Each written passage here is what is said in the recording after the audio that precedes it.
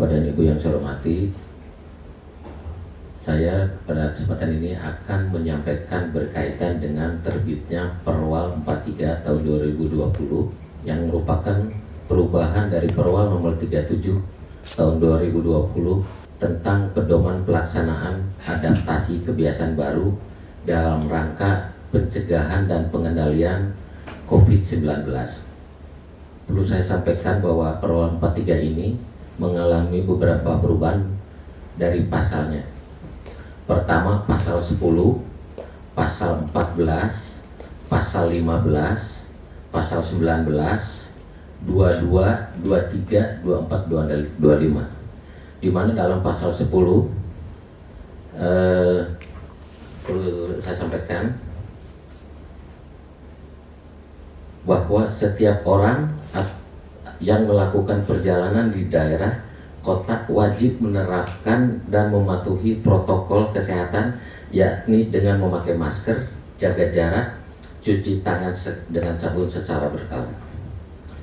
Ayat 2-nya, untuk mencegah penyebaran COVID dan penurunan COVID-19, gugus tugas tingkat kota dapat membatasi pergerakan setiap orang baik dengan berkendaraan atau tidak, melalui atau menutup ruas jalan yang ada di Kota Bandung. Berikutnya pasal 14 ini berkaitan dengan selama pandemi bahwa tempat perbelanjaan, mal atau pasar modern ini dapat melakukan kegiatan dengan tetap melakukan protokol kesehatan, jaga jarak, kapasitas dibatasi setengah dari kapasitas gedung, di mana pemimpin atau pemilik pusat perbelanjaan dan sejenisnya mengutamakan pelaksanaan pekerjaan bagi pegawai atau karyawan dengan cara sistem di-shift. Jadi diusahakan tidak ada pemutusan hubungan kerja selama pembatasan berskala besar kemarin. Itu kemarin penutupan total, tapi dengan diterbitkannya Perwal 43 ini diperbolehkan melakukan aktivitas kegiatan dengan tetap harus melakukan protokol kesehatan. Kapasitas pengunjung dibatasi sesuai dengan kapasitas gedung. Di protokol kesehatannya di depan tetap harus ada cuci tangan, pengukuran suhu tubuh dengan termogan, itu harus tetap dilaksanakan. Berikutnya pasal 15. Pasal 15 ini perlu saya sampaikan bahwa selama pandemi COVID-19 kegiatan di perhotelan dibolehkan.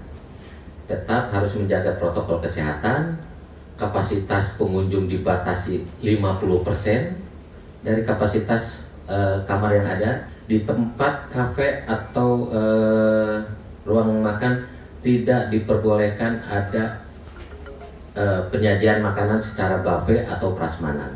Dan di kafe-kafe di hotel tidak diperbolehkan menjual minuman keras untuk diminum di tempat, tapi kalau dengan delivery untuk pengunjung yang menginap itu diperbolehkan. Nah, itu kalau secara lengkapnya banyak ya. Nah, untuk pasal 19 ini pasal 19 ini berkaitan dengan kegiatan di lokasi wisata. Yang diperbolehkan adalah kebun binatang dan tempat-tempat destinasi wisata yang di luar ruangan. Hal ini juga tetap harus menerapkan protokol kesehatan dengan tetap menjaga jarak, cuci tangan, memakai masker, dan pengunjung dibatasi hanya 30% dari kapasitas biasanya. Untuk pasal 22 berkaitan dengan sarana transportasi, baik transportasi pribadi atau transportasi penumpang. Ini untuk transportasi kendaraan roda 4 yang sejenis sedan yang berkapasitas 4 ini hanya boleh digunakan dengan kapasitas 3 orang.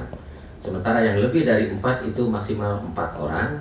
Sementara transportasi umum seperti angkutan, bis itu kapasitasnya 50% ya Pak Kadisub ya, 50%. Bahwa dalam Perwal 43 ini yang sangat menjadi sorotan kemarin pada waktu ada unjuk rasa pegawai tempat hiburan ya Pak, ini di pasal 23 ini tetap masih tidak diperbolehkan karena akan klasternya akan lebih banyak penularannya kalau emang tempat hiburan diperbolehkan.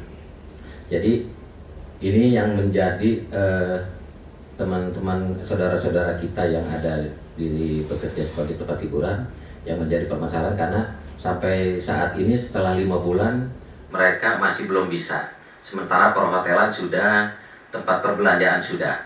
Dalam Perwal 43 ini penegakan hukumnya adalah ada 3 fase. Pertama, sanksi ringan, sanksi sedang, dan sanksi berat. Di mana dalam sanksi ringan itu sifatnya hanya sosialisasi, teguran lisan, teguran tertulis.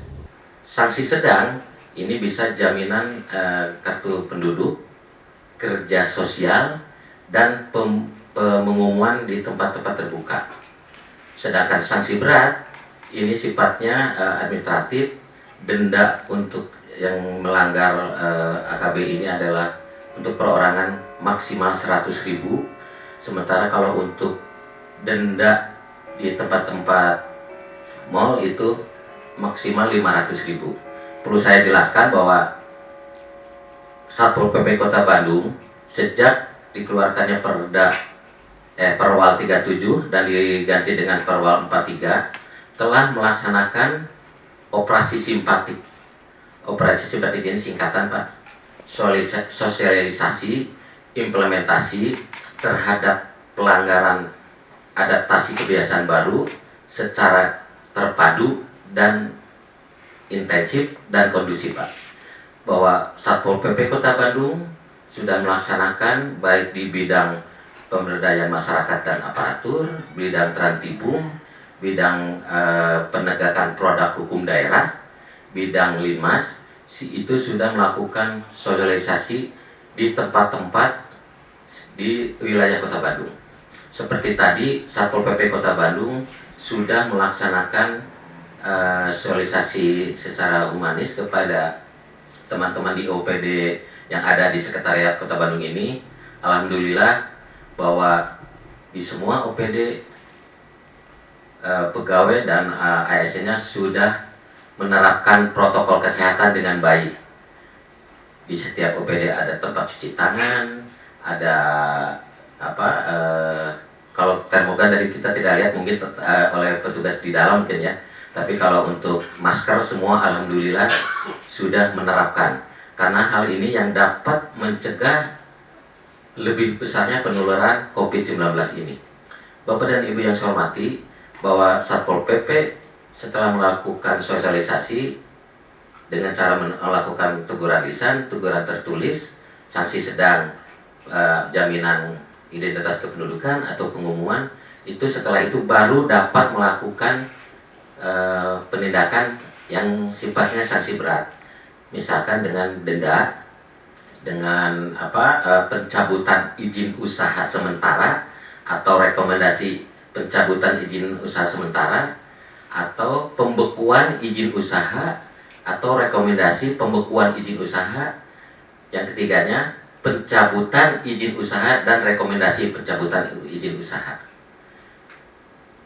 Dalam hal ini kita agak kesulitan kalau memberikan sanksi terhadap perorangan di klaster-klaster pasar tradisional, lisan tertulis, sedangkan di klaster pasar tradisional ini agak sulit. Oleh karena itu Pak Kasatpol, apabila di klaster pasar tradisional, tempat-tempat umum, maunya sanksi itu adalah yang agak sifatnya sedang.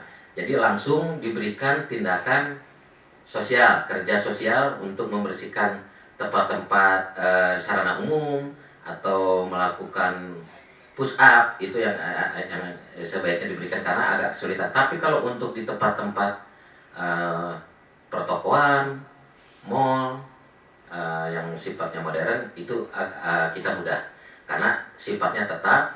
Jadi apabila pengelola tidak menerapkan protokol kesehatan, kita dapat menerapkan sanksi berikutnya sedang dan sanksi berat. Nah ini mungkin yang menjadi yang perlu saya sampaikan bahwa dalam Perwal 37 dan 43 ini perubahannya di pasal 10 14, 15, 19, 22, 23, 24, dan 25. Mungkin itu sementara ini yang dapat saya sampaikan. Terima kasih atas perhatiannya. Wassalamualaikum warahmatullahi wabarakatuh.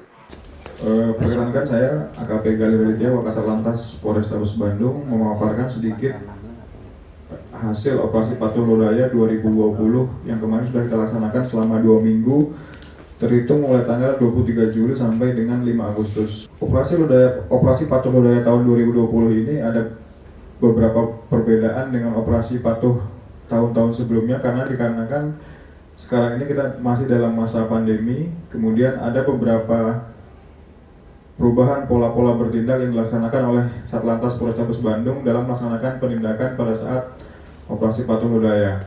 Artinya kemarin petunjuk dari Korlantas serta Ditlantas, kita tidak boleh melaksanakan giat razia stasioner. Artinya kita hanya melaksanakan penindakan penilangan terhadap pelanggar yang memang ditemukan lewat di jalan dan itu kasat mata.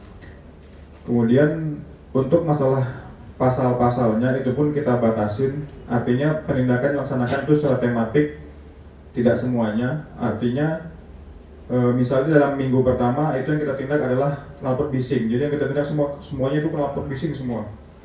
Kemudian untuk hasil yang kita laksanakan selama kurang lebih 2 minggu operasi patuh, itu kita melaksanakan penilangan sejumlah 6.020 tilang.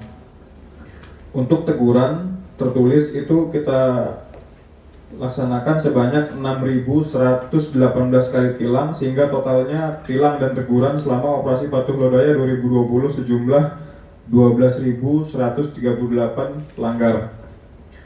Sedangkan untuk yang kita buat secara tematik, yang kita laksanakan secara khusus yaitu penindakan knalpot bising, itu kita menilang 2.436 knalpot bising.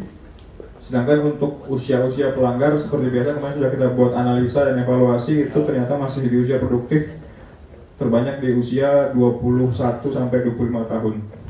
Sedangkan selama operasi Patuh Lodaya kemarin jumlah kecelakaan juga menurun, artinya 14 hari sebelum operasi itu jumlah kejadian ada 26 kejadian laka lantas dengan meninggal 3 orang. Sedangkan selama operasi itu menurun menjadi 8 kejadian dan meninggal hanya 1 orang. Mungkin demikian yang dapat kami sampaikan sekilas tentang operasi Patuh Lodaya 2020 itu, karena memang kita di tahun ini itu masa-masa yang luar biasa, darurat pandemi, sehingga banyak pola-pola perubahan yang kita laksanakan itu berbeda dengan tahun-tahun sebelumnya, serta sampai hari ini kita juga masih melaksanakan penutupan jalur untuk mencegah kerumunan masyarakat khususnya di jalur-jalur dalam kota. Baik, terima kasih. Wassalamualaikum warahmatullahi wabarakatuh.